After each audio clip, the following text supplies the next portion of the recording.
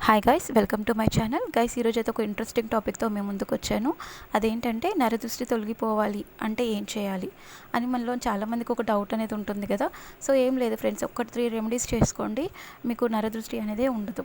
ఏంటంటే నరదృష్టి తొలగిపోవాలంటే వారానికి ఒకసారి రాళ్ళ ఉప్పును స్నానం చేసే నీటిలో కలుపుకొని స్నానం చేస్తే నరదృష్టి అనేది ఉండదంట ఫ్రెండ్స్.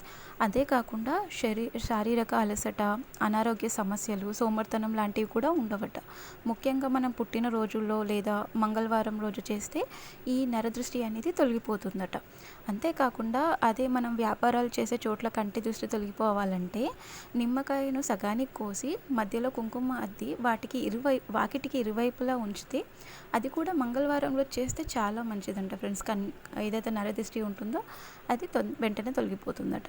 అమావాస్య, పౌర్ణమి, అష్టమి, నవమి వంటి తిథుల్లో ఉదయం సాయంత్రం పూజ చేసుకొని సాంబ్రాణి వేయడం మంచిది.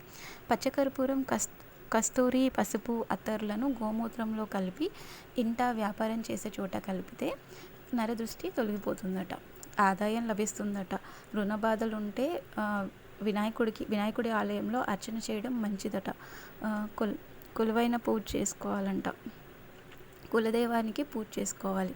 వినాయకుడికి అర్చన చేసిన కొబ్బరికాయలోని నీటిని తొలగించి అందులో నెయ్యి లేదా నువ్వుల నూనెతో దీపం వెలిగిస్తే చాలా ఫలితాలు ఉంటాయంట ఫ్రెండ్స్.